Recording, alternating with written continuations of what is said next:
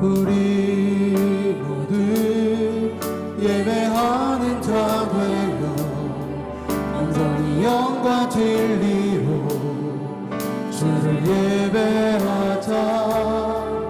주가 우리와 함께 영원히 함께 하시고 마르지 않는 샘물로 우리 채우시리라.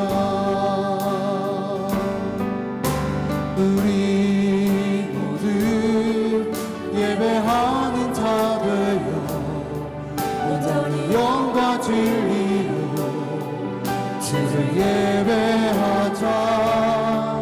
주가 우리와 함께 영원히 함께 하시고 마르지 않는 샘물로 우리 채우시리라. 우리 다시 한번 고백합시다. 우리 모두 예배하는 자 되어 우리 모두 예배하는 자 되어 온전히 영과 진리로 주를 예배하자.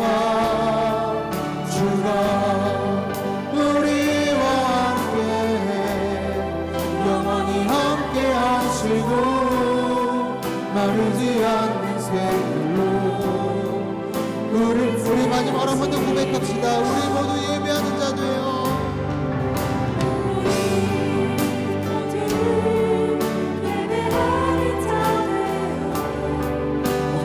영과 진리로 주를 예배하자. 주가 우리와 함께 영원히 함께 하시고 마르지 않는 샘물로 우리 채우시리라. 내가 예수 믿고서 죄사함받아 모든 것 다 변했네. 지금 내가 가는 길 전국 주의 피. 우리 다시 한번 내가 예수 믿고서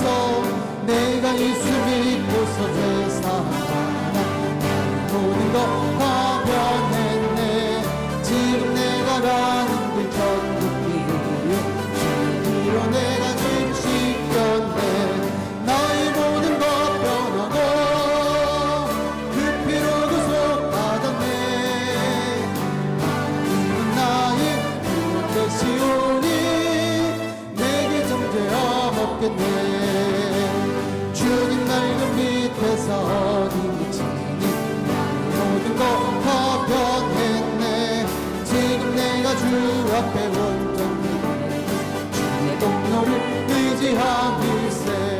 나의 모든 것 변하고 그 피로 구속받았네. 하나님은 나의 구원 되시오니 내게 정죄함 없겠네.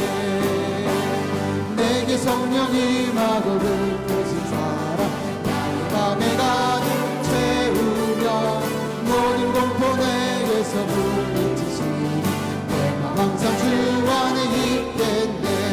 나의 모든 것 변하고 그 피로 구속받았네. 하나님은 나의 구원 되시오니 내게 주님 밝은 빛에서 어둠이 지니 나의 모든 것 다 변했네. 지금 내가 주 앞에 온전해 주의 공로를 의지함일세.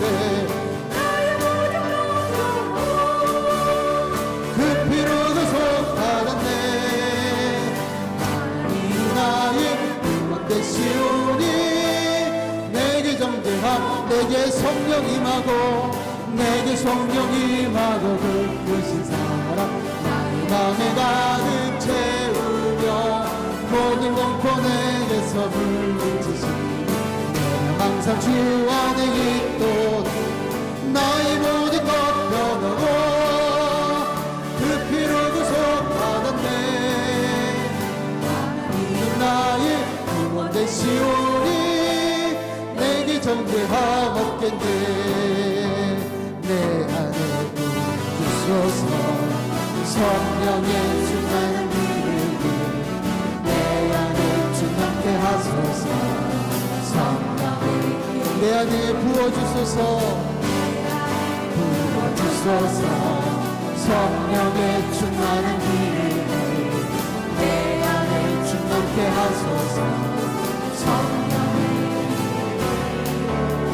내게 기름 가득할 때 주의 복을 전할 수 있게. 내게 기름 가득할 때 주의 사랑을 부내. 그날에 우리 주께서 밤중에 찾아오실 때에 기름 준비된 자만이 잔치차리 들어가네. 그날에 우리 주님께서 밤중에 찾아오실 때에 기름 준비된 자만이 잔치차리. 우리 다시 한번 내 안에 부어주소서. 내 안에 부어주소서. 성령의 충만한 기름을 내 안에 충만케 하소서. 성령의 기름 내 안에 부어주소서. 성령의 충만한 기름을 내 안에 충만케 하소서. 성령의 기름 내게 기름 가득할 때 주의 복을 전할 수 있게. 내게 기름 가득할 때 주의 사랑을 품에. 그날에 우리 주님께서 밤중에 찾아오실 때에 기름 준비된 자만이 잔치자리 들어가네. 그날에 우리 주님께서 밤중에 찾아오실 때에 기름 준비된 자만이 잔치자리 들어가네. 할렐루야. 언제나 우리를 변함없이 사랑하시고 또 이끄시고 또 우리의 모든 기도와 형편을 아시는 하나님께서 오늘 이 예배 가운데 또 저희 가운데 풍성한 은혜를 부어주실 줄 믿습니다.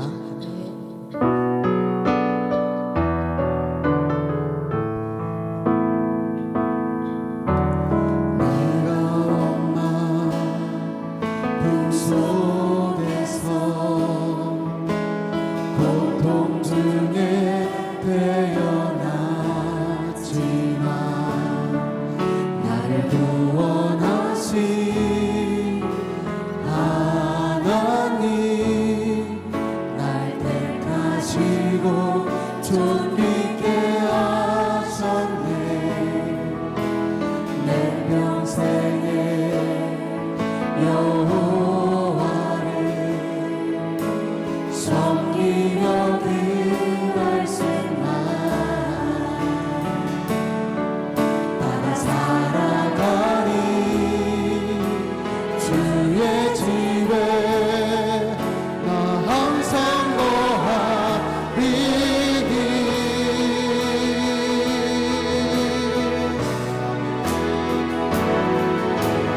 영컨대 주께서 나에게 복의 복을 더하사 나의 지경을 넓히시고 주의 손으로 나를 도우사 나로 환난을 벗어나 근심이 없게 하소서.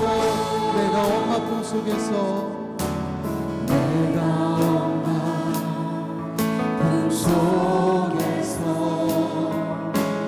고통 중에 태어났지만 나를 구원하신 하나님 날 택하시고 존귀케 하셨네. 내 평생에 여호와를 섬기며 그 말씀만 따라 살아가니 주의 집에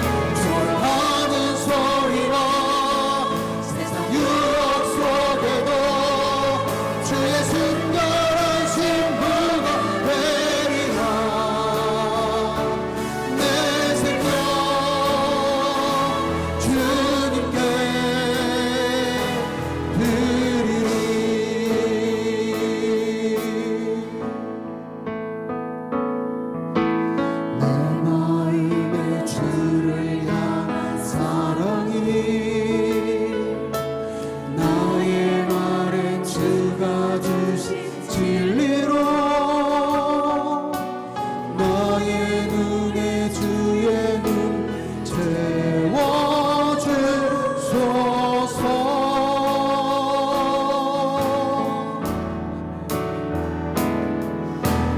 내 입술의 찬양 향기가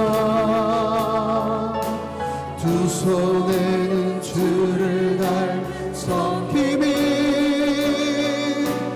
나의 삶의 주의 흔적 나게 하소서. 우리 다 같이 선포합시다. 하나님의 사랑이 영원히 함께하리. 십자가의 길을 걷는 자에게 순교자의 삶을 사는 이에게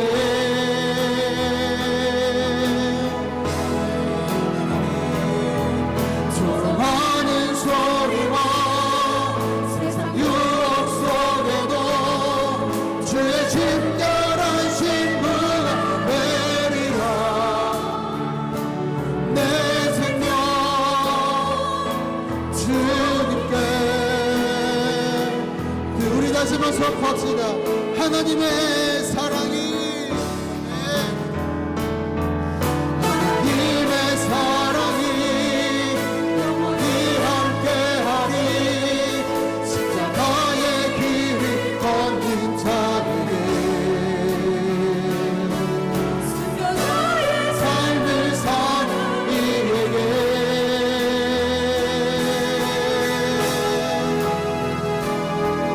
조롱하는 소리와 세상 유혹 속에도 주의 순결한 신부가 되리라.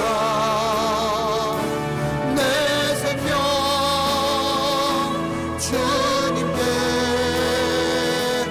드리리. 우리 시간 다 같이 자리에 일어나셔서 우리의 생명이 되신 주님의 이름을 송축합니다.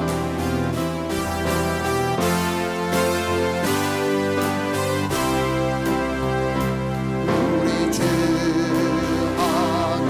하나님 영광과 존귀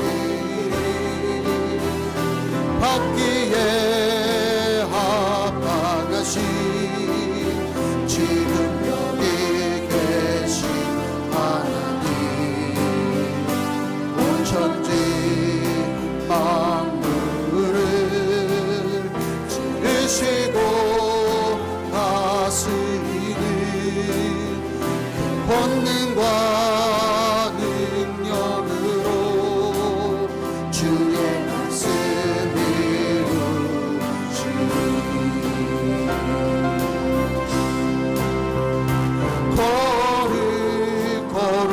거룩하다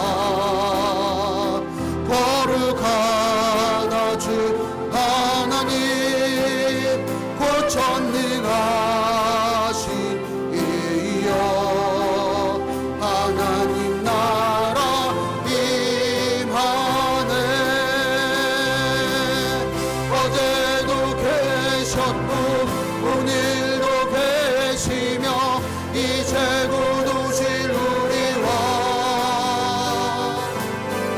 어제도 계셨고 오늘도 계시며 이제 곧 오실 우리와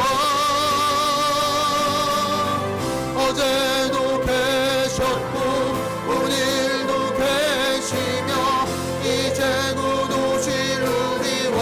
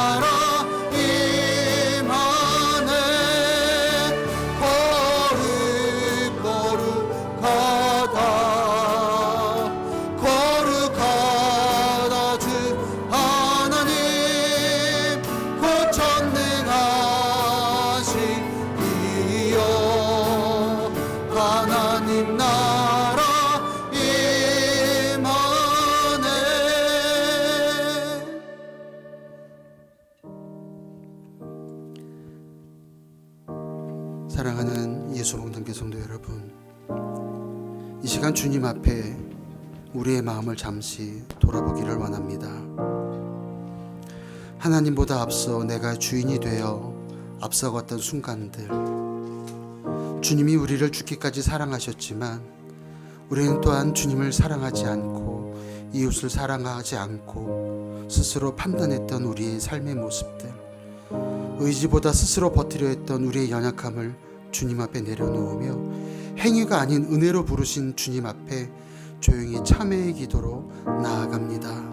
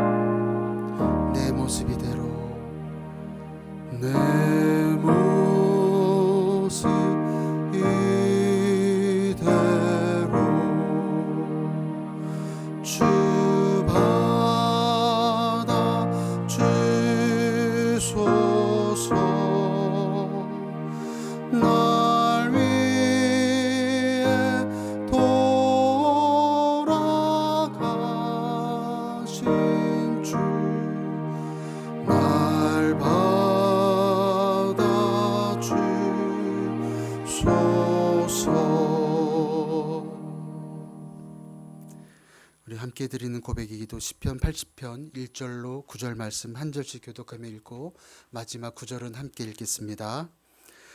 이스라엘의 목자이신 주님, 요셉을 양떼처럼 인도하시는 주님, 귀를 기울여 주십시오. 구룹 위에 앉으신 주님, 빛으로 나타나 주십시오.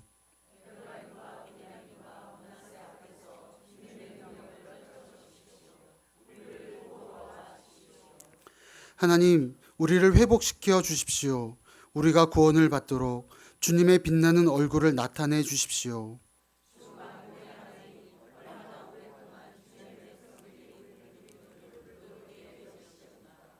주님께서 그들에게 눈물의 빵을 먹이시고 눈물을 물리도록 마시게 하셨습니다.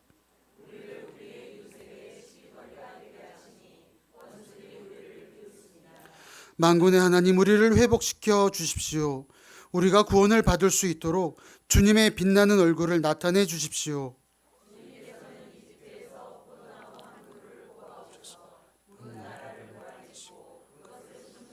함께 읽겠습니다. 땅을 가꾸시고 그 나무의 뿌리를 내리게 하시더니 그 나무가 온 땅을 채웠습니다. 아멘. 이 시간 사도신경으로 우리의 신앙을 고백합니다. 전능하사 천지를 만드신 하나님 아버지를 내가 믿사오며 그 외아들 우리 주 예수 그리스도를 믿사오니 이는 성령으로 잉태하사 동정녀 마리아에게 나시고 본디오 빌라도에게 고난을 받으사 십자가에 못 박혀 죽으시고 장사한 지 사흘 만에 죽은 자 가운데서 다시 살아나시며 하늘에 오르사 전능하신 하나님 우편에 앉아 계시다가 저리로서 산 자와 죽은 자를 심판하러 오시리라. 성령을 믿사오며 거룩한 공회와 성도가 서로 교통하는 것과 죄를 사하여 주시는 것과 몸이 다시 사는 것과 영원히 사는 것을 믿사옵나이다. 아멘. 이 시간 다 같이 자리에 앉으셔서 찬송가 430장 찬송합니다.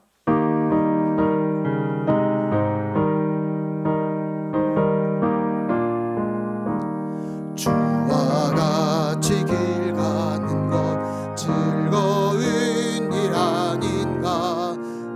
우리 주님 걸어가신 발자취를 밟겠네. 한 걸음 한 걸음 주 예수와 함께 날마다 날마다 우리 걸어가리. 어린아이 같은 우리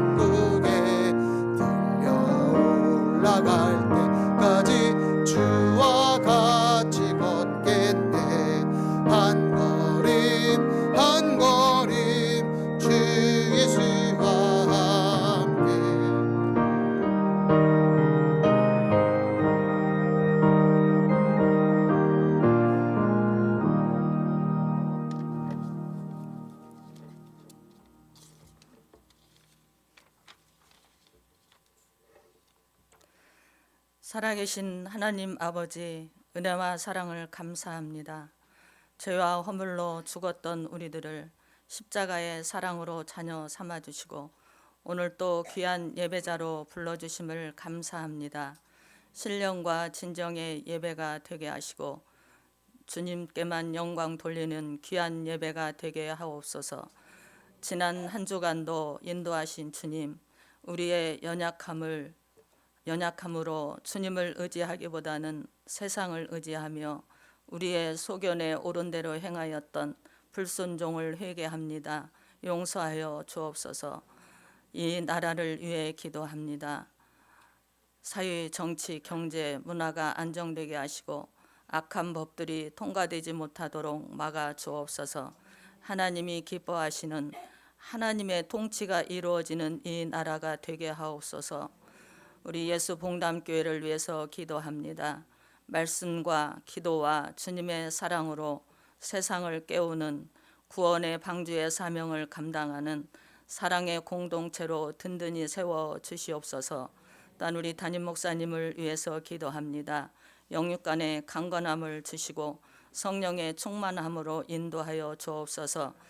또한 귀한 생명의 말씀을 선포하실 때에 영혼들이 치유되며 회복되는 능력의 말씀이 되게 하옵소서. 또한 다음 세대들을 지도하시는 우리 부목사님들께도 동일한 은혜를 주옵소서. 치료자이신 예수님, 육신의 연약함으로 또한 마음의 연약함으로 힘든 지체들이 있습니다. 낙심하지 않고 주님의 인도하심 속에서 끝까지 주님을 붙잡고 승리하게 하여 주옵소서. 이 모든 말씀을 우리를 살리신 존귀하신 예수님의 이름으로 기도하옵나이다. 아멘.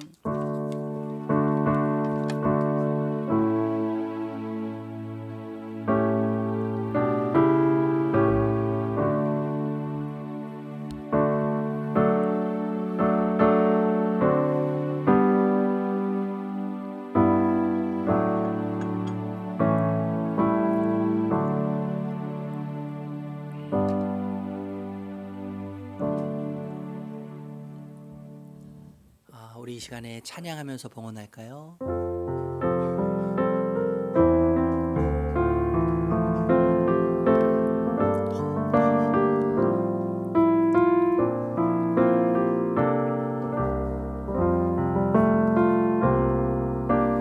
나의 모습 나의 소유 주님 앞에 모두 드립니다. 모든 아픔 모든 기쁨 내 모든 눈물 받아주소서.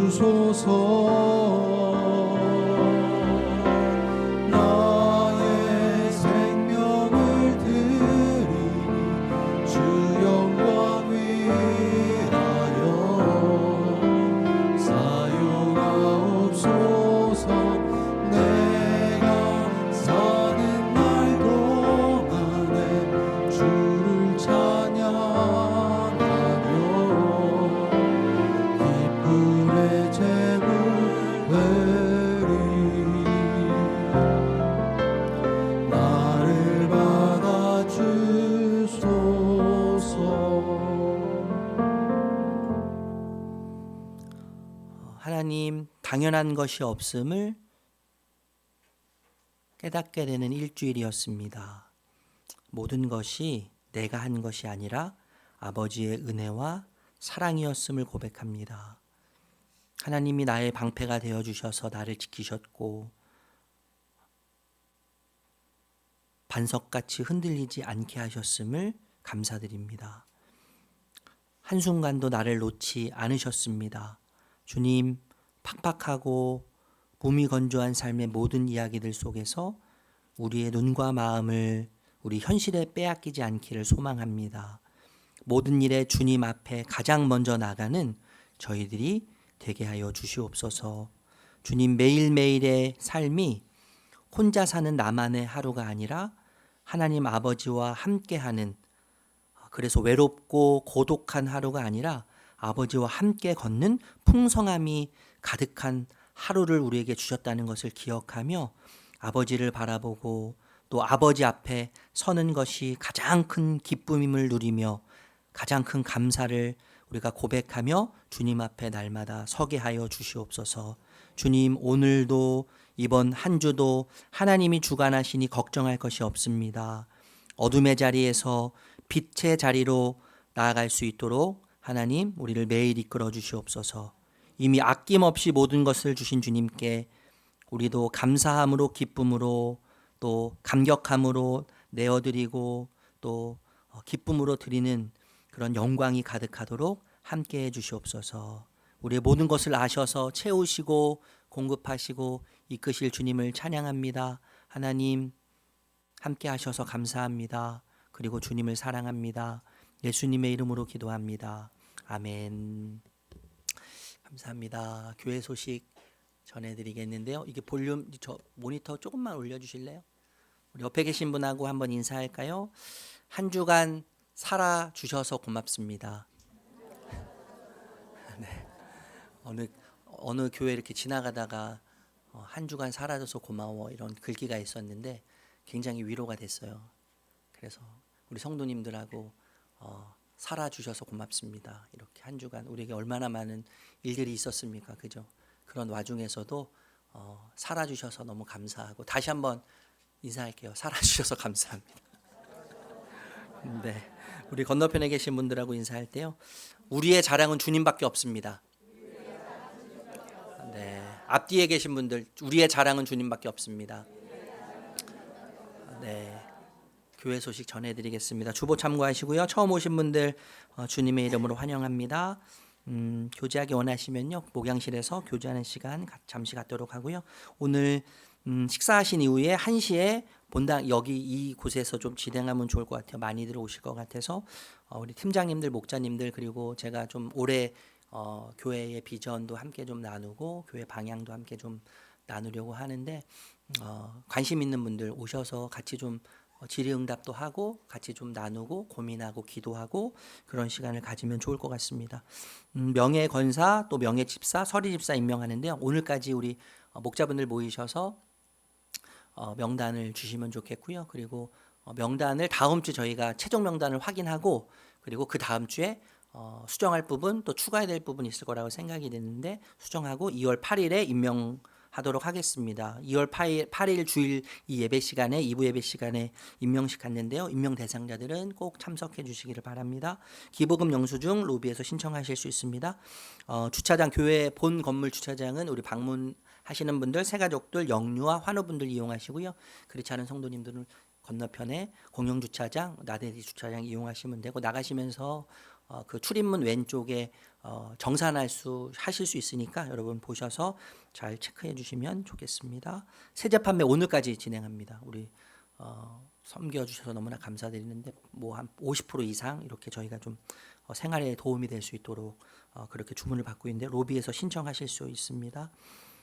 사역자 좀 변경이 되는데요. 우리 성 목사님이 좀 이제 새로운 일을 좀 시작하시면서 또 여러 가지 또 좀 일들이 있으셔가지고 청년 사역을 좀 내려놓으시고 찬양 사역만 좀 감당하시기로 했어요. 그리고 한준 목사님이 청년부를 또 같이 맡으셔서 준전임으로 사역하시기로 했다는 거 기억해 주시면 좋겠고요. 어제는 우리 미취학부, 치학부 눈썰 매장 다녀왔는데 많은 분들이 후원해 주시고 또 기도해 주시고 또 오셔서 섬겨 주셔서 너무 감사의 말씀 드리고 오늘은 지금 우리 청소년 부서에서 큐티 특강을 하고 있어요. 그래서 부모님들도 이제 그쪽에 가셔서 함께 강의를 듣고 계시는데 우리 사역자분들이 참 여러 가지로 많이 애써 주시고 섬겨 주시고 우리 성도님들도 교사로 또 막 후원도 해 주시고 여러 가지로 섬겨 주셔서 다시 한번 감사의 말씀 드립니다.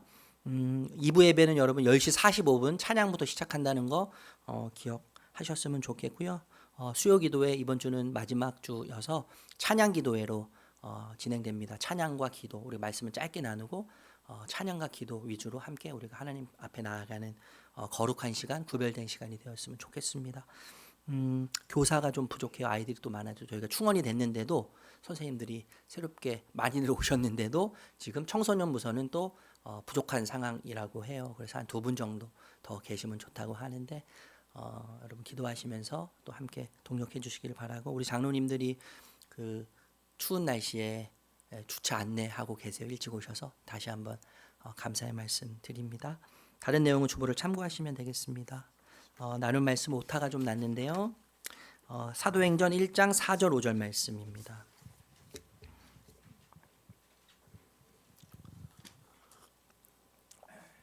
사도행전 1장 4절 5절 우리 세번역 성경으로 읽고요. 우리 예수 처음 믿는 분들이 많으시고 그리고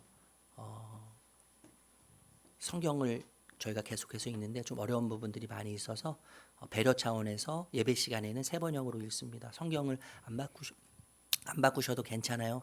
걱정하지 마시고 저희가 영상으로 이렇게 띄워드릴 테니까 우리 세번역 같이 나누도록 하겠습니다. 같이 읽을까요? 시작. 예수께서 사도들과 함께 잡수실 때에 그들에게 이렇게 분부하셨습니다. 너희는 예루살렘을 떠나지 말고 내게서 들은 아버지의 약속을 기다려라. 요한은 물로 세례를 주었으나 너희는 여러 날이 되지 않아서 성령으로 세례를 받을 것이다. 아멘. 모든 사람에게 사랑의 언어가 있습니다. 사랑의 언어, 사랑할 때 표현하는 언어가 이 입으로 하는 언어 말고 여러 가지 방식이 있다는 거죠. 저에게도 사랑의 언어가 있어요. 아시는 분들도 계시겠지만 저는 사랑의 표현을 밥 먹자라고 하는 표현을 통해서 해요. 저에게 밥 먹자라고 하는 이야기를 들으셨다면, 그리고 저랑 한 번이라도 식사를 하셨다면, 목사님 날 좋아하는구나, 나에게 관심이 있는구나. 만약에 식사를 하지 못한 분이 계시다면 지금 공개적으로 말씀드립니다. 저랑 식사를 좀 하시면 좋을 것 같아요. 저에게 사랑 언어는 식사하자요. 식탁에 대해서 이야기하는 건데, 저는요 식탁이 참 좋습니다. 먹고 마실 때 물론 육적인 이 배도 부르지만 대화를 통해서, 식탁 교제를 통해서 그 사람을 알아가고 나를 또 오픈하고 그 사람을 나에게 채우고 일치를 발견하고 그 사람의 아름다운 모습과 장점을 발견할 수 있기 때문에 저는 식탁 교제를 참으로 좋아합니다. 우리나라에서 식사할 때는 보통 상을 가지고 왔죠. 얼마 전까지만 해도 상을 가지고 왔습니다. 그런데 서양에서는요, 이 식탁이라고 하는 가구는 고정된 가구예요. 고정되어 있어요. 고정되어 있다는 것과 고정되어 있지 않다는 것은 사실 큰 의미가 있고 차이가 있다고 생각해요. 서양에서 식탁을 고정시켰다고 하는 것은요, 식탁에 많은 의미를 부여했다고 이해할 수 있을 것 같습니다. 무엇을 어디서 누구와 먹는지, 그것은 그 사람이 어떤 사람인지 그 사람의 삶을 드러낸다고 할 수 있을 것 같습니다. 이런 말이 있어요. 그래서요, 당신이 무엇을 먹는지 말해주면, 그리고 누구와 먹는지 말해주면 나는 당신이 어떤 사람인지에 대해서 말해주겠다. 어떤 철학자가 이런 얘기를 했더라고요. 여러분, 식탁에서요 인간관계가 형성이 됩니다. 그리고 식탁에서 사람의 정신이 형성이 되고 몸과 문화가 형성이 된다고 할 수 있어요. 그러니까 식탁은 한마디로 이야기하면 삶의 축소판이라고 할 수 있을 것 같습니다. 4절 말씀 다시 한번 읽어볼까요? 4절 시작. 예수께서 사도들과 함께 잡수실 때에 그들에게 이렇게 분부하셨습니다. 너희는 예루살렘을 떠나지 말고 내게서 들은 아버지의 약속을 기다려라. 예수님께서 부활하신 이후에 제자들과 함께 잡수셨어요. 함께 잡수실 때 이 함께 잡수셨다고 하는 이 표현이 두 단어가 합쳐졌습니다. 쉬라고 하는 단어인데 함께라고 하는 단어예요. 그리고 난리조, 헬라어로 난리조인데 먹다, 함께 먹다, 이 합성어인 거죠. 사도행전의 교회는 먹는 것으로부터 시작합니다. 그리고 사도행전의 교회는 먹는 것으로부터 시작했을 뿐만 아니라 먹는 것으로 인해서 확장된다는 것을 우리가 생각할 필요가 있다고 느낍니다. 그런데 이 먹다, 난리조라고 하는 이 헬라어에 참 재미있는 의미가 담겨 있는데 소금을 넣다라고 하는 의미도 있다는 거예요. 소금을 넣다. 고대 근동, 제가 좀 한번 설명드렸지만 고대 근동이라고 할 때 여러분 이렇게 생각하시면 돼요. 유럽과 아시아를 잇는 중앙 지역, 지금의 투르키예나 중동이라고 여러분 흔히 생각하시면 돼요. 그곳이 이제 근동 지방, 고대 근동 지방이라고 생각하시면 되는데 고대 근동이나 터키 또 이 헬라, 그리스 헬라 문화에서 이 소금은요 조미료 이상의 사회적 의미가 있었다는 거예요. 예, 어떤 의미가 있었냐 하면 변하지 않는 신실성을 담고 있었어요. 소금에요. 변하지 않는 신실성. 소금은 여러분 우리가 흔히 알듯이 부패를 방지하지 않습니까? 부패? 고대 사회에서요 음식을 먹을 때 음식만 먹지 않고 때로는 소금을 함께 먹었다는 것이죠. 소금을 함께 먹는 경우가 있었는데 이런 경우에는 우리와의 우정과 약속이 영원할 것을 기대하고 영원할 것을 맹세하는 차원에서 소금을 함께 음식과 나눠 먹었다는 것이죠. 소금은 뿐만 아니라 여러분 환대와 결속의 의미가 있습니다. 환대와 결속. 아무하고나 우리는 식탁을 나누지 않아요. 그 당시에는 더욱 그랬어요. 그 당시에는 아무나 하거나 식탁 교제를 하지 않았습니다. 가족이나 아니면 가족처럼 친밀한 유대 관계가 있을 때만 그 사람들과 함께 식탁 교제를 했습니다. 당시에 소금은요 굉장히 귀한 물건이었는데 소금을 하얀 황금이라고 불렀다는 거예요. 하얀 황금. 소금이 들어간 음식을 대접한다는 것은 그래서요 단순하게 한 끼를 해결하는 이상의 의미가 담겨져 있었다는 것이죠.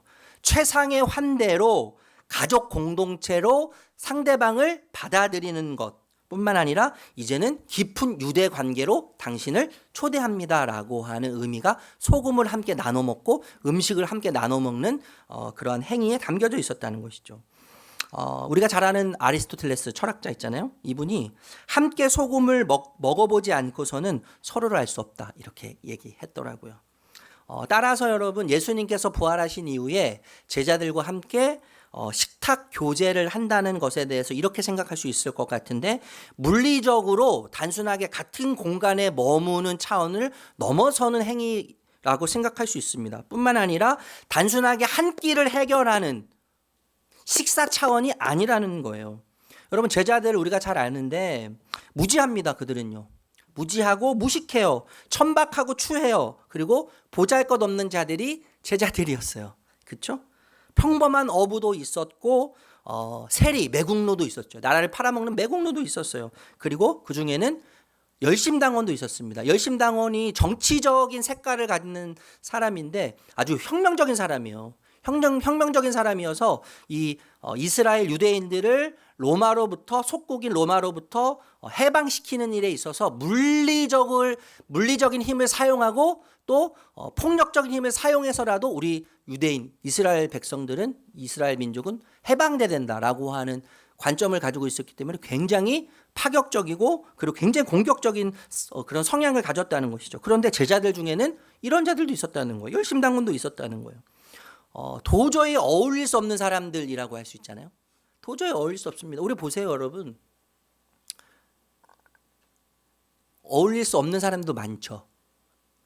그렇죠? 네. 내 기준, 내 생각에 보면 안 맞는 사람 너무 많고요. 안 어울리고 싶은 사람도 정말 많이 있어요. 도저히 어울릴 수 없는 부류의 사람들이 함께 모여서 식탁을 하고 있는 이 모습은 교회의 다양성으로 이해할 수 있을 것 같아요. 교회의 다양성. 교회는 여러분 다양해야 돼요. 뿐만 아니라 제자들 중에는요, 여러분 베드로처럼 부인하고 도망간 배신자들도 있습니다. 교회의 연약성이죠. 교회의 연약성. 항상 우리는 예수님을 주인으로 고백하지만 예수님보다 더 화려하게 보이고 예수님보다 더 아름답게 보이고 내가 원하는 어떤 것을 줄 것 같은 대상이 나타나면 예수님을 언제든지 복음을 헌신짝처럼 버릴 수 있는 연약함이 우리에게 있다는 거예요. 교회 연약성이죠.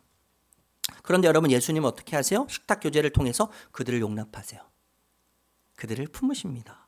영원한 관계를 음식을 나누면서 다시 맺으셨다고 하는 것을 보여주시면서 제자들을 식탁으로 초대하시죠. 이것이 뭐예요? 교회의 영원성이에요. 교회의 영원성. 우리는 연약합니다. 우리는 다양해요. 그러나 우리 교회의 머리는 주님이시기 때문에 우리 교회의 주인은 주님이시기 때문에 우리 교회는 영원하죠. 예. 저는요 여러분 개척하면서 제 목회 철학을 이야기할 때 교회 망합니다라고 하는 얘기를 정말 많이 들었어요. 목사님, 그렇게 하면 교회 망합니다. 그렇게 하면 교회 문 닫습니다. 우리가 지금 이제 실천하고 있지만 저 뒤쪽에 한강 라면 기계도 갖다 놓고요. 또 간식도 풍성하게 준비하는 이유는 다른 것이 아닙니다. 단순히 먹으려고 하는 게 아니에요.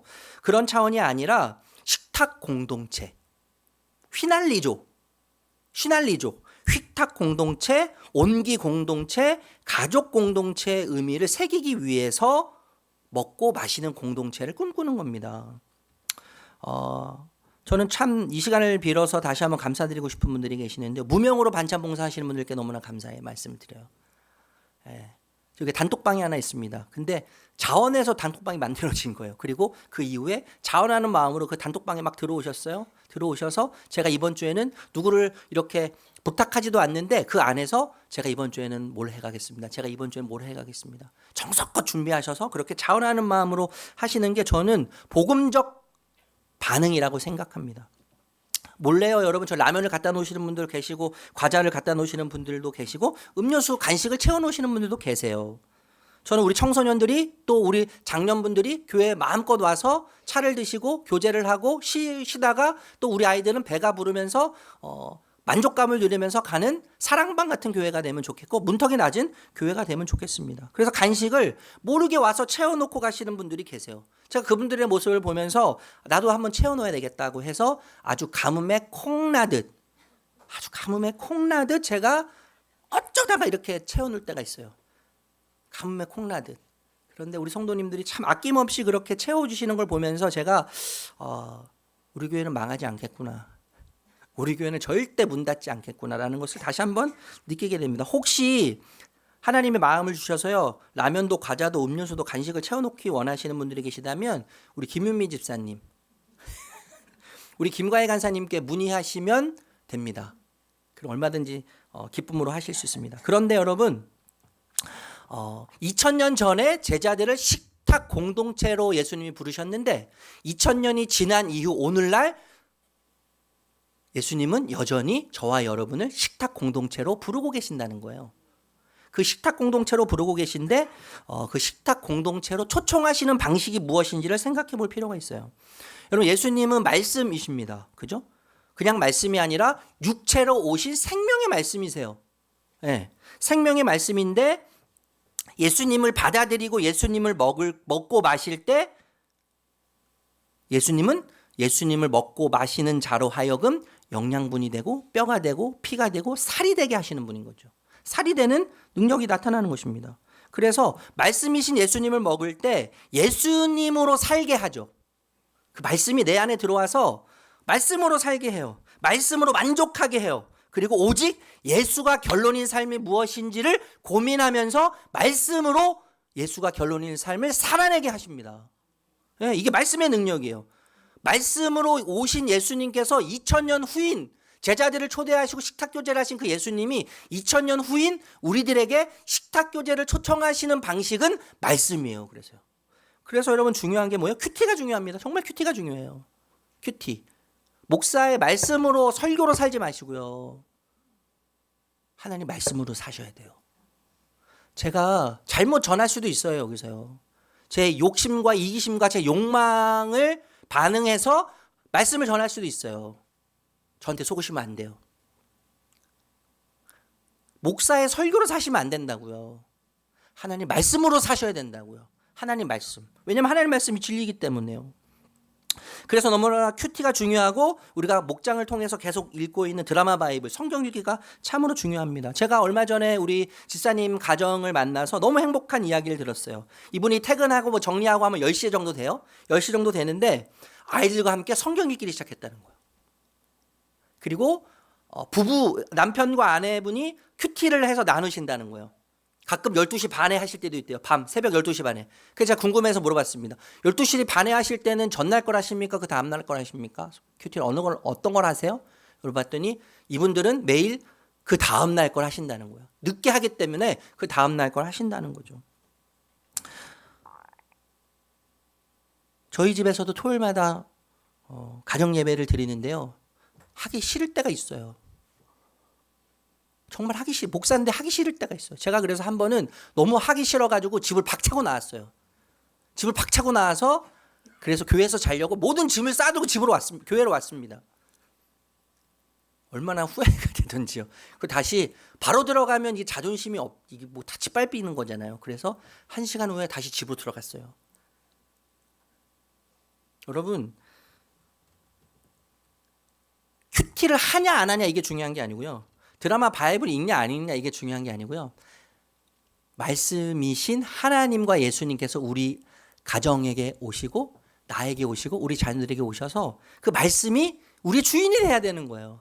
우리를 살게 해야 되는 것이죠. 우리를 만족시켜야 되는 것이죠. 그래서 그 말씀이 우리 삶의 결론이 되는 과정을 걸어가야 되는 것입니다. 이것이 정말 중요한 것이죠. 그런데 여러분, 시날리조 정신에 대해서 제가 생각하고 있는데, 이 시날리조 함께 먹는 거예요. 소금을 함께 먹는 거죠. 이 함께 먹는 시날리조 정신에 있어서 건강한 소통의 방식은 다름과 틀림을 구분하는 것이 너무나도 중요하다는 것입니다. 굉장히 여러분 많이 들으셨을 겁니다. 사회에서. 다름과 틀림을 구분하는 거예요. 우리는 식탁 공동체예요. 예수님과 함께 말씀을 먹는 식탁 공동체로 다름과 틀림을 구분할 수 있어야 된다는 것입니다. 여러분, 우리 모두에게는요, 자기중심적 편향성이 있어요. 자기중심적 편향성. 자기중심적 편향성이 뭐냐면 나의 기준이 보편적 기준이 되는 거예요. 나의 기준이. 내 생각과 내 판단이 보편적 기준이 돼요. 그래서 모든 것이 내 판단이 기준이고 내 기준이 기준이에요. 이것을 자기중심적 편향성이라고 합니다. 근데 이것이 이 자기중심적 편향성이 나의 기준이 절대 기준이라고 하는 착각에 빠지게 만들기 때문에 공동체 안에서요, 갈등을 일으키는 가장 큰 원인이 바로 이거라는 거예요. 자기중심적 편향성. 내가 옳다. 내가 기준이다. 내 기준이 맞다라고 하는 판단이요. 여러분, 기억해야 됩니다. 우리는요, 존재론적으로 틀린 것이 아니죠. 그죠? 다를 뿐이죠. 여러분, 다름이라고 하는 의미는 서로 같지 않고 차이만 있을 뿐이에요. 서로 같지 않아요. 차이만 있을 뿐이에요. 그런 틀림은 어떤 거예요? 사실이나 기준에서 벗어나는 것이죠. 잘못된 거예요. 다름의 시선이 작동하면, 공동체 안에서 다름의 시선이 작동하면 존재와 포용의 힘이 생깁니다. 저 사람은 나랑 달라. 틀린 것이 아니라 달라. 네. 틀린 것이 아니라 나랑 차이만 있을 뿐이야 라고 하는 다름의 시선이 작동하면 존중과 포용의 힘이 생깁니다. 그래서 타인을 이해의 대상으로 바라보게 되는 거예요. 이해의 대상. 그런데 틀림의 시선이 작동하게 되면 교정과 수정의 힘이 생겨요. 책임감이 생긴단 말이에요. 저 사람을 수정해줘야 될 것 같은 책임감. 저 사람을 바꿔야 될 것 같은 책임감이 나에게 생겨요. 그래서 상대방을 변화의 대상으로 보기 시작한다는 것이죠. 시날리조 정신, 함께 식탁을 떼는 소금을 나눠 먹는 식탁 공동체는 그래서 다름과 틀림을 구분하는 것이 참으로 중요합니다. 뿐만 아니라 왜보다는 어떻게에 집중하게 하는 것이 시날리조 정신이에요. 왜보다는 어떻게죠. 타인이 저 사람이 왜 저렇게 행동하는지 우리는 따지기 쉬워요. 그런데 왜보다는 어떻게에 반응하게 하죠. 시날리조 정신은요. 어떻게, 다름이 어떻게 일치를 이룰 수 있는지 집중하게 만드는 것입니다. 예. 그래서 여러분, 틀림, 차이점에 매몰되기보다는 복음과 예수 안에서 공동의 가치가 무엇인지, 우리는 다르지만 차이는 있지만 하나님께서 부르셔서 우리를 식탁 공동체로 묶으셨는데, 그렇다면 복음과 예수 안에서 우리는 어떤 공동적 가치를 추구해야 되는지를 지속적으로 묻게 하는 것입니다. 그래서 그런 공동체는 조화와 일치를 추구하게 되는 것이죠. 조화와 일치. 서로의 개성을 존중하고 인정합니다. 동시에 하나의 맛을 어떻게 내는지 고민하면서 하나의 맛을 내기 위해서 힘쓰는 거예요. 여러분, 소금이요, 너무 짜면, 너무 많으면 짜요. 그리고 너무 소금이 없으면 싱거운 거 아니에요? 서로의 다름을 인정하되 적절한 예의가 필요한 거죠. 이 건강한 거리예요. 건강한 거리. 건강한 거리두기 두 개가 필요한 것이죠. 여러분, 다름과 그래서 틀림을 이렇게 이해할 수 있을 것 같아요. 다름은요, 풍요로운 공동체를 만듭니다. 다름은 풍요로운 공동체를 만들고, 틀림은 공동체를 바로잡아요. 틀림도 필요해요. 바로잡는 것도 필요해요. 그렇지만 다름을 틀림으로 이해하고 규정하는 순간 공동체는 무너지기 시작하는 거예요. 틀림과 다름, 공동의 가치, 그렇죠? 너무나 중요하고 너무나 소중한 거죠. 왜보다는 어떻게에 집중하는. 이게 뭐냐 하면 세 분이시면서 한 분이신 삼위일체 하나님이 존재하는 방식의 본질이라는 것이죠. 4절 말씀 다시 한번 읽어볼게요. 4절 시작. 예수께서 사도들과 함께 잡수실 때에 그들에게 이렇게 분부하셨습니다. 너희는 예루살렘을 떠나지 말고 내게서 들은 아버지의 약속을 기다려라.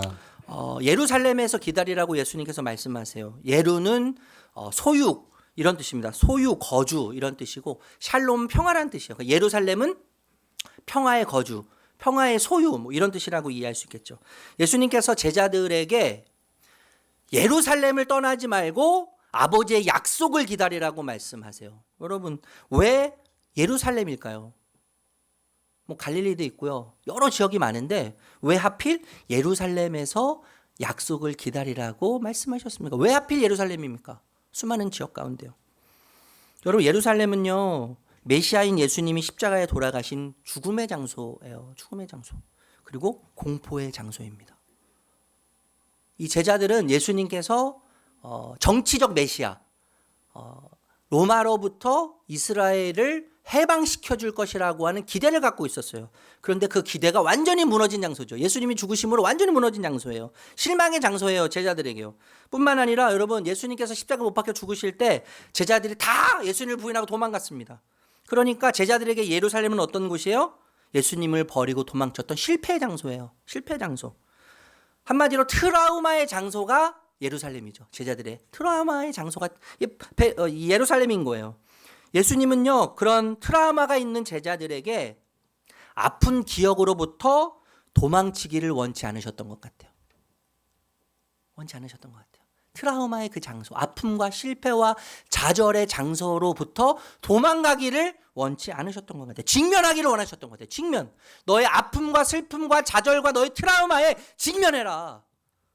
그래서 기다리라고 하시는 거죠. 예루살렘에서요. 기다리라고 하시는 거예요. 그래서 예수님은 제자들이 그 실패 현장에서 성령의 능력으로, 성령의 사람으로 거듭나기를 바라셨던 것 같습니다. 그래서 결국엔 너희가 가장 두려워하는 그곳이 내가 일하는 가장 강력한 은혜의 출발지이다 라는 것을, 역설적인 은혜죠 이것이요. 그것을 제자들에게 결국 가르치시고 경험하게 하시죠. 저는요 여러분 도망가고 싶은 현실이 우리에게도 있다고 생각합니다. 예루살렘 같은 곳, 트라우마가 있는 그곳, 관계, 아픔, 실패, 좌절, 절망의 장소가 있을 거라고 생각해요. 나만의 예루살렘이 있을 거라고 생각해요. 그런데 주님은 바로 그곳을 떠나지 말라고 말씀하실 수 있다고 생각해요. 떠나지 말아라. 그것을 떠나지 말아라. 약속을 그곳에서 기다려라. 그렇게 말씀하고 계시는지 모르겠습니다. 기다려라 예수님께서 말씀하고 계시는데 여러분 이 기다리라고 하는 헬라어를 보니까요 페리메노라고 하는 단어인데 이 단어도 참 재밌습니다. 두 단어가 합쳐졌어요. 페리라고 하는 단어는 뭐뭐 주위에 이런 뜻이에요. 뭐뭐 주위에. 그리고 메노는 거하다, 머물다, 살다 이런 뜻이에요. 기다리다는 것이 뭐뭐 주위에서 사는 거예요. 뭐뭐 주위에서 기다리고 참고 견디는 것이죠. 한마디로 쉽게 이야기하면 약속 가운데에서, 약속 주위에서 기다리라는 거예요. 약속을 믿고 기다리라는 것이죠. 성경적 관점에서 이 기다림에 대해서 함께, 이 지체에 대해서 함께 생각해 보려고 하는데 짧게요. 기다림은 떠나지 않는 것입니다. 너무 단순하죠. 기다림은 떠나지 않는 거예요. 여러분 예루살렘은 좀 전에도 말씀드렸지만 제자들에게 아픔의 장소입니다. 위협의 장소예요. 예수를 죽인 자들이 눈 뜨고 그 제자들을 보는 곳이 예루살렘이에요. 하지만 주님은 그곳을 떠나지 말라고 하십니다. 페리메노, 주변에 머물라고 하세요. 아픔 주변에, 실패 주변에, 절망 주변에 떠나지 말고 머물라고 하세요. 마치 이 단어는요, 폭풍우가 몰아칠 때 항구 주변을 떠나지 않고 닷을 깊이 바닥까지 내리고 버티는 배를 연상하게 하는 거예요. 버티는 배. 나를 침몰시킬 것 같고 나를 전복시킬 것 같은 폭풍우가 몰아치지만 바다 깊은 저 바닥까지 내 닻을 내려서 버티는 이런 배를 연상하게 하는데 여러분 신앙의 위기는 언제 옵니까? 약속의 자리를 이탈할 때 와요. 신앙의 위기는 위기처럼 느껴지는 그것이 하나님보다 커서 그것이 너무 위대하고 너무나 강력하고 나를 집어삼킬 것만큼 강력해 보여서가 아니라 신앙의 위기는 약속의 자리를 떠날 때 오는 거예요. 나에게 약속이 없을 때, 나에게 말씀이 없을 때 신앙의 위기는 오는 것입니다. 이탈할 때요. 내 감정이 아무리 요동치고 상황이 최악일지라도요, 주님의 약속이 거기에 있고 주님이 머물라고 하신 그 자리에서 이탈하지 않는 것이 진정한 기다림이라는 것이죠. 기다림은 여러분 비워내는 과정입니다. 비워내는 과정. 여러분 우리가 기다리는 것을 저는 너무 힘들고 너무나 고통스러운데 기다리기 힘든 이유는요, 딱 이거예요. 내 계획과 내 속도로 결과를 얻고 싶기 때문이에요. 그죠? 내 계획과 내 속도로 결과를 얻어내고 싶은데 그것이 안 되니까 기다리는 게 너무 힘든 거예요. 우리는 빨리 속전속결하기를 원하거든요. 하지만 주님은 뭐라고 하세요? 페리메노. 약속 곁에 머금을 통해 우리의 조급함과 우리의 서두름을 다듬어 가시죠. 다듬어 가십니다. 내 힘이 빠져야 성령의 능력이 일하시는 거예요. 성령님이 일하십니다. 그래서 여러분 기다림의 과정은요, 나를 비우는, 내 그릇을 비우는 시간이에요. 그리고 성령님이 거주할 공간을 만드는 시간입니다. 힘을 빼는 시간이죠. 운동할 때 정말 중요한 게, 여러분 골프 치시는 분도 계시고 뭐 여러 가지 운동하시는 분도 계시지만 운동할 때 제일 중요한 핵심 요소가 뭐예요? 힘을 빼는 거예요. 힘을 빼는 거. 골프 하시는 분들 이야기를 들어보면 힘을 빼야 된다는 거예요. 힘을 빼야지 스윙이 나이스 샷이 나온다는 거죠. 힘을 빼는 게 너무나 중요한 겁니다. 거룩한 준비의 과정이 뭐예요? 기다림의 시간이에요. 기다림의 시간. 그래서 우리 기독교는 단순히 비워내는 게 아니라 비인 후에 채워야 되는 거예요. 채움의 신앙이 우리의 신앙입니다. 여러분 기다림은요, 맛이 드는 과정이죠. 맛이 드는 과정. 앞에서 시날리조 생각했지만 소금을 나눠 먹는 거예요. 음식을 나눠 먹는 거잖아요. 또 한번 좀 떠올려 보세요. 음식을 먹을 때, 음식을 만들 때 음식에 소금이 뿌려진다고 해서 바로 맛이 변하진 않습니다. 막 버물려야죠. 버물리는 시간이 필요한 거예요. 버물리고 기다려야 됩니다. 소금이 녹아서요, 재료 구석구석에 스며들기까지는 시간이 필요한 거예요. 기다리지 않고 먹는 감은 떫어요. 그죠? 기다리지 않고 먹는 자두는 정말 쉽니다. 기다림이 이렇게 중요한 거 아니겠어요? 맛이 드는 숙성의 시간이 절대적으로 필요합니다. 하나님의 약속이 우리의 인격과 우리의 태도가 되기까지는요, 시간이라고 하는 숙성의 과정이 필수적이에요. 말씀이, 약속이 우리의 인격이 되고 우리의 태도가 되기까지는요, 시간이 걸리는 거예요. 우리는 잘 압니다, 여러분. 숙성되지 않은 신앙은요, 항상 겉돌아요. 숙성되지 않은 신앙은 항상 겉돕니다. 그러나 기다림을 통과한 신앙은 깊은 맛을 내게 돼 있어요. 깊은 맛. 여러분 기다림은요, 약속을 먹고 사는 시간이에요. 약속을 먹고 사는 시간. 기다림은. 여러분 왜 기다려야 되죠? 왜 기다려야 합니까? 하나님 아버지의 약속이 있기 때문에 기다릴 수 있는 거예요. 하나님 아버지의 약속 때문에 기다려야 하는 것입니다. 그리고 기다릴 수 있는 거예요. 내 안에 들려주신 약속의 말씀을 되새기면서 마치 되새길 때 소금을 먹듯이, 소금을 먹으면서 되새기듯이 하나님의 약속의 말씀을 계속 되새기는 것이죠. 그 말씀이 내 삶에서 맛을 낼 때까지 기다리는 거죠. 그 약속의 말씀이 내 삶에서 맛을 낼 때까지 기다려야 되는 거예요. 그래서 인내의 과정은 필수입니다. 기다림은요, 여러분, 그래서 세상의 소음을 듣는 시간이 아니에요.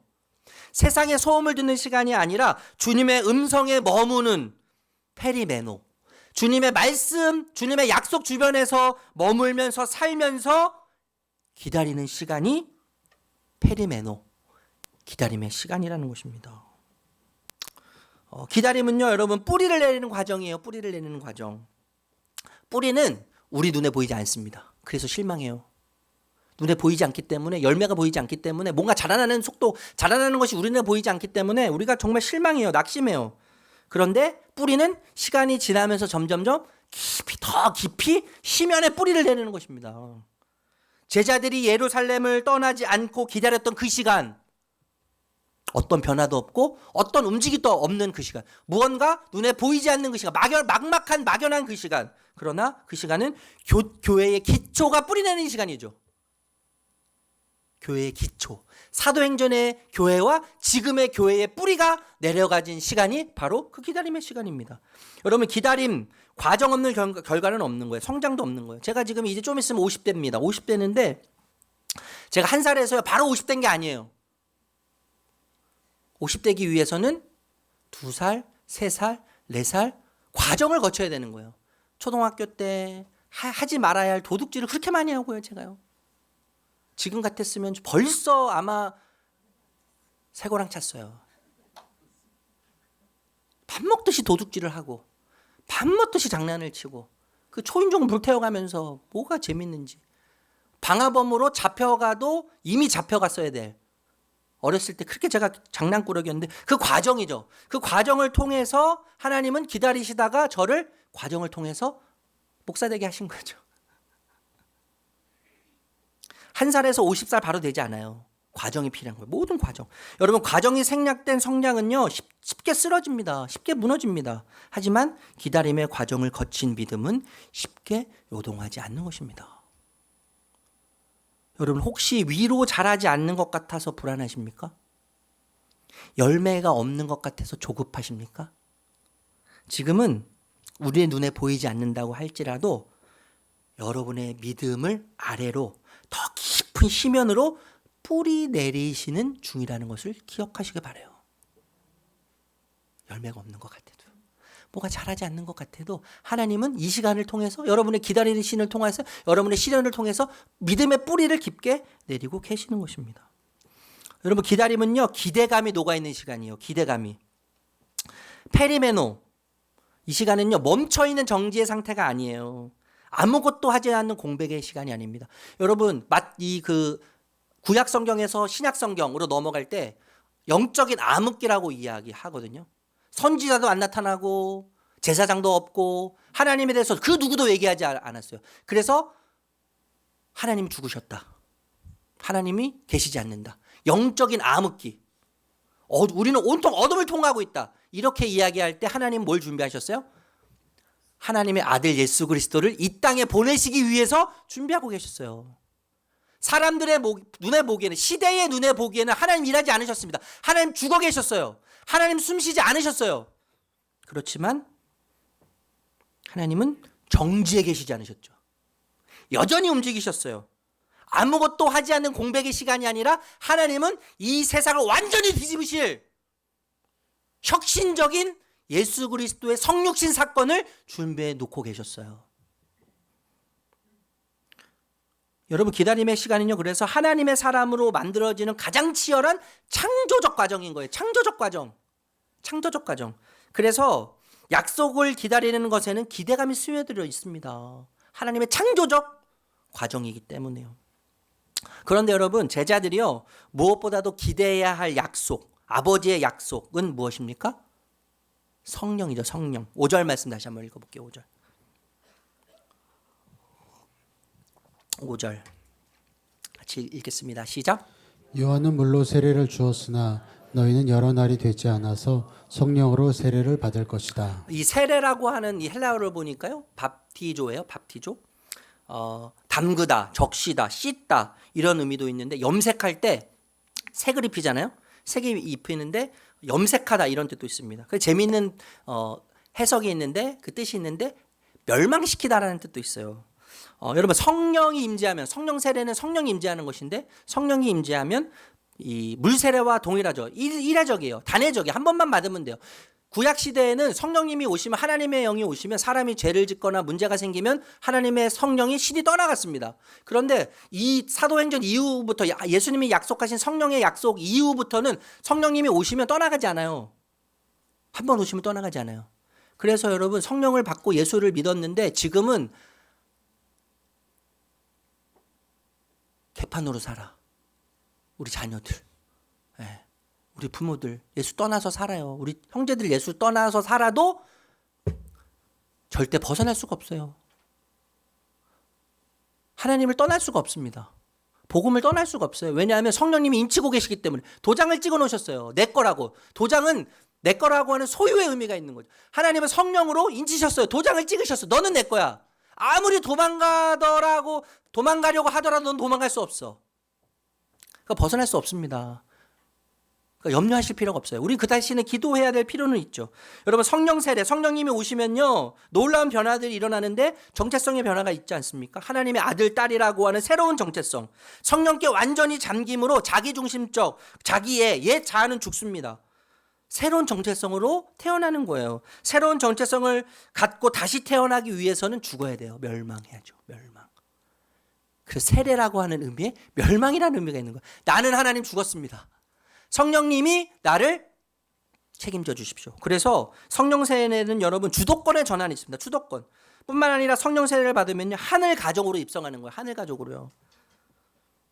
우리는 성령을 받는 순간 예수 그리스도를 고백할 뿐만 아니라 교회의 몸 대신 그리스도의 지체로 우리는 부르심을 받는 것입니다. 소금을 나누는 공동체, 시날리조, 식탁을 나누는 공동체 뿐만 아니라 페리메노, 기다림, 이 실제로 가능해지는 힘은 성령으로부터 나오는 것입니다. 이게 너무나 중요한 거죠. 우리가 기다리고 싶다고 해서 기다릴 수 있는 것이 아니에요. 함께 식탁을 나누면서 다름과 틀림 사이에서 다름을 선택하면서 조화와 일치를 선택할 수 있는 궁극적인 힘은, 동력은 성령님께 있다는 것입니다. 우리의 힘으로 될 수 있는 것이 아닙니다. 성령은요 각기 다른 배경과 성격을 가진 사람들을 하나의 영으로 묶으시죠. 하나로 묶으세요. 성령은 다름을 하나로 묶는 강력한 접착제와 같으신 분이에요. 우리를 묶으세요. 갈등과 분열이 심한 곳에 성령 세례는 서로의 다름을 인정하고 평화를 누리는 동력이 되게 하시는 것입니다. 뿐만 아니라 성령은요 메신저로 부름 받은 자로서 삶을 살게 하세요. 무슨 말이냐면 메시지를 전달하는 자인데, 앞으로 이제 우리가 살펴보겠지만 메신저의 가장 핵심적인 요소는 뭐냐 하면 나를 메신저로 불러서 전할 내용을 주셨는데 그 전할 내용을 있는 그대로 전하는 거예요.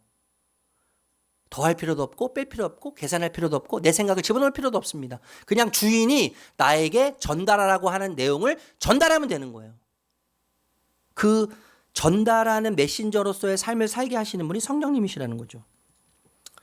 이 세상 속에 신자답게 사는 능력, 도덕적 용기와 부르심의 능력을 힘입어서 무기력한 신앙생활에서 벗어나서 현실을 예루살렘 삼아, 아까도 말씀드렸잖아요. 현실을 예루살렘 삼아서 버티고 이겨낼 힘을 얻게 하는 것이 성령님입니다.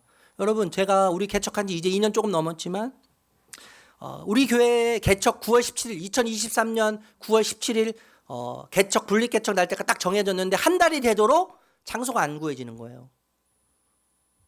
제가 열심히 달리면서 기도했습니다. 하나님 돈을 주십시오. 하나님 돈이 필요합니다. 돈. 이 돈으로는 계약이 안 돼요. 장소를 구할 수 없어요. 제가 달리면서 얼마나 많이 돈을 구하는지 몰라요. 잠자가다가도 하나님 돈을 주십시오. 중간에 깨서도 하나님 돈을 주십시오. 근데 하나님 저에게 돈을 안 주시더라고요. 하나님에게 돈을 안 주시고 저에게 성령을 주시더라고요. 저에게 돈을 안 주시고 성령을 주시면서 너의 염려와 근심과 걱정 대신 나를 채워넣어라. 내 영인 성령을 채워넣어라. 성령으로 기대하게 하셨어요. 그래서 이곳에 여러분 아름다운 교회가 이렇게 세워진 거 아니겠습니까? 성령입니다. 성령. 앞으로도 계속 성령에 대해서 제가 말씀드리겠는데 이제 말씀을 좀 마무리하려고 해요. 여러분, 제자들을 생각할 때 제자들은 예루살렘을 떠나지 않고 막막함 속에서 약속을 믿고 기다렸습니다. 하나님은요, 우리의 관심은 항상 결과지만 하나님의 관심은 결과보다 약속을 믿고 기다리는 우리의 과정과 인내를 더 기뻐하시고 소중히 여기신다는 것을 기억하시면 좋겠습니다. 그 과정, 기다림은 결과를 주시는 하나님과 우리와의 관계가 더 깊이 뿌리내리는 시간이에요. 뿌리내리는 시간. 하나님 여기에 관심이 있으세요. 결과에 관심이 아니라 이 과정, 하나님과 더 깊어지는 관계에 하나님은 관심이 있으시다는 거예요. 그리고 그렇게 기다린 제자들은 비로소 주님과 더 깊은 시날리조, 식탁을 나누게 되죠. 식탁을 나누게 됩니다. 그 관계 안으로 들어가게 됩니다. 그 기다림의 끝에서 제자들은요, 단순히 무엇을 얻고 무엇을 쟁취하고 무엇을 성취하는 사람이 아니라 성령으로 완전히 물든 사람이 되었어요. 성령으로 완전히 물든 사람이 되었습니다. 그리고 성령의 이끄심을 따라 성령의 열매를 맺는 사람이 되었어요. 제가 예전에 한번 말씀드렸지만요, 여러분, 성령의 이끄심을 따라 성령 충만이라는 것은 성령의 은사가 나타나는 삶을 말하는 것이 아니에요. 성령의 은사가 나타나서 방언하고 예언하고 뭐 그런 것들이 결코 아닙니다. 뜨거운 감정적 체험이 성령 충만이 아니에요. 성령 충만은 성령의 열매를 맺는 것인데, 성령의 열매는 하나님의 성품이죠. 하나님의 성품. 우리의 삶을 통해서 하나님의 성품이 드러날 때, 내 성품이, 내 못난 성품, 강난 성품, 삐뚤어진 성품, 뾰족한 성품이 하나님의 성품, 성령으로 다듬어져서 하나님의 성품을 닮아갈 때, 그것이 뭐예요? 성령 충만입니다. 성령 충만이에요. 그래서 우리는요, 성령 충만으로 사는 자들, 하나님의 성품으로 사는 자들이에요. 봉사할 때, 섬길 때, 교회 안에서 성령의 은사로 사역하면 안 돼요. 성령의 은사로 사역하면 항상 문제가 일어나요. 하나님의 성품, 성령의 열매로 사역해야 되는 거예요. 성령의 열매. 그래서 여러분, 제자들은요, 무언가를 얻고 찾는 사람이 아니라 성령으로 완전히 물든 사람이 된 것입니다. 성령으로 완전히 물든 사람. 여러분, 영적인 희열이 있지 않습니까? 성령으로 물든 사람. 영적인 긴장감이 있는 거예요. 하나님께서 그리스도를 따르도록 우리를 부르신 이유는 우리가 가지고 있는 개인적인 능력이 축출해서가 아닙니다. 뛰어나서가 아니에요. 성령께서 우리를 도우시기 때문이죠. 성령께서 우리를 도우시기 때문에 우리를 부르신 것입니다. 영원한 약속 안에서 단순히 무언가를 얻고 갖고 성취하는 그런 사람이 아니라 그런 차원을 넘어서서 성령으로 완전히 물든 사람으로 하나님이 우리 모두를 이끌어 가시기를 축복합니다. 그래서 우리를 통해 성령의 열매, 성령의 일하심이 충만하며 그 은혜 속에서 우리의 삶의 여정 가운데 주님이 이미 허락하신 승리의 영광을 누리시면서 하나님을 더욱 사랑할 수 있는 저와 여러분들이 되시기를 존귀하신 예수님의 이름으로 축복합니다. 축복합니다. 우리 복음 고백하겠습니다. 우리 복음 고백 같이 고백하겠습니다. 시작.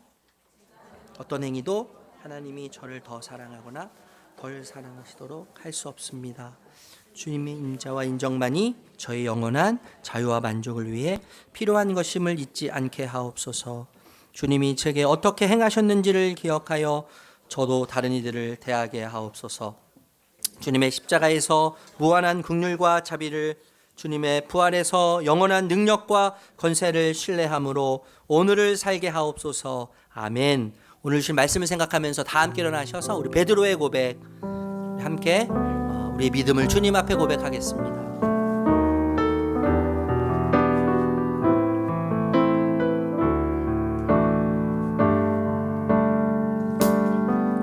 내가 가장 후회하지 않은 일,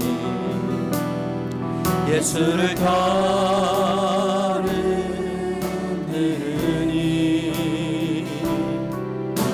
내 금을 버리고 내 사랑들 위로하고 나를 부르신 주님과 동행하느니 나의 평생에 소원하느니 예수를 닮아가는 일, 예수를 닮아가느니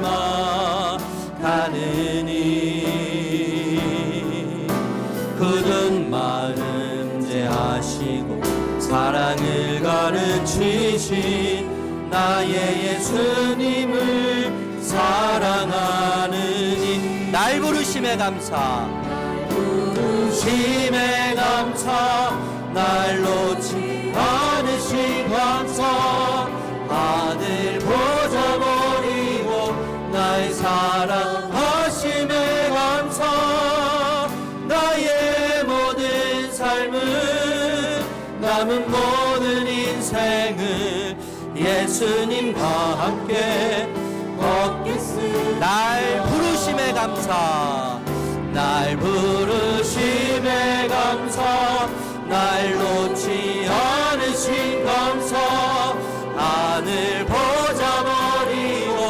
나의 사랑하심에 감사. 나의 모든 삶을 남은 모든 인생을 예수님과 함께 걷겠으니. 네가 나를 사랑하느냐?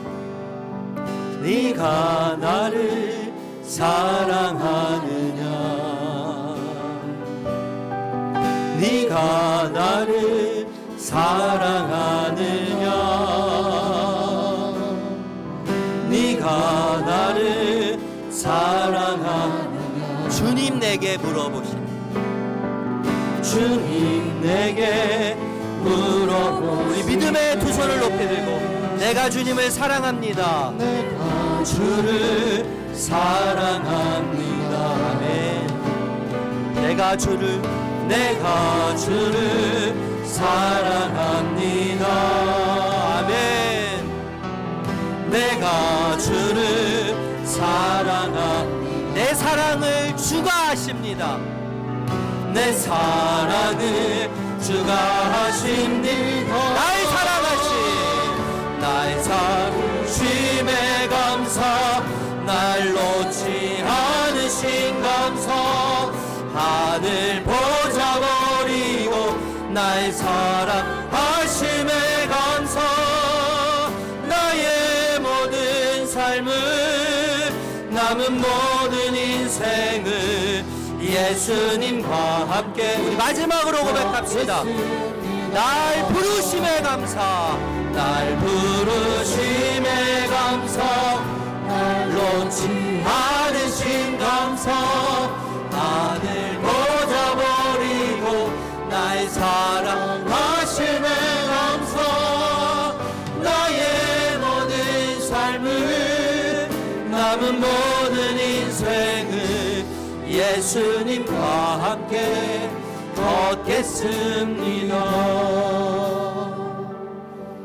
하나님, 우리를 영원한 언약과 약속 안으로 부르셔서 그 길을 걷게 하셨습니다. 우리의 현실이 여전히 막막하고 불투명하지만 기나긴 기다림의 시간 속에서 하나님과 우리의 관계가 더 깊이 뿌리를 내리는 은혜를 누리게 하시고, 더 깊은 관계의 뿌리가 내려질 때 그 기다림의 끝에서 단순히 무언가를 얻고 갖고 성취하고 내가 원하는 목표를 이루고 계획을 이룬 그 차원을 넘어서 완전히 성령님께 물든 사람으로 거듭나고 새롭게 되는 은혜를 날마다 허락해 주시기를 간절히 기도드립니다. 주님, 우리의 삶의 주인이 되어 주시옵소서. 우리의 모든 것을 내어드립니다. 주님, 우리 삶을 이끌어 가셔서 우리를 통해서 내가 드러나는 것이 아니라, 내 이름이 새겨지고 내가 남는 것이 아니라 하나님의 영광이 드러나고 하나님의 이름이 새겨지고 하나님의 이름이 남는 삶을 살아내도록 이번 한 주 이끌어가 주시옵소서. 우리가 가장 염려하고 불안해하고 두려워하는 현실 속에서 하나님이 일하시는 강력한 은혜의 출발지, 사역의 출발지, 성령의 출발지가 되는 것을 경험하는 이 한 주가 되도록 함께해 주시옵소서. 그렇게 이끄실 주님을 찬양하며 예수님의 이름으로 축복하며 기도드립니다. 아멘. 우리 주 예수 그리스도의 은혜와 하나님 아버지의 사랑과 성령의 인도하심이 주의 백성 한 분 한 분 머리 위에, 가정 위에, 직장 위에, 하시는 모든 일들 위에 함께 하시기를 축원하옵나이다. 아멘.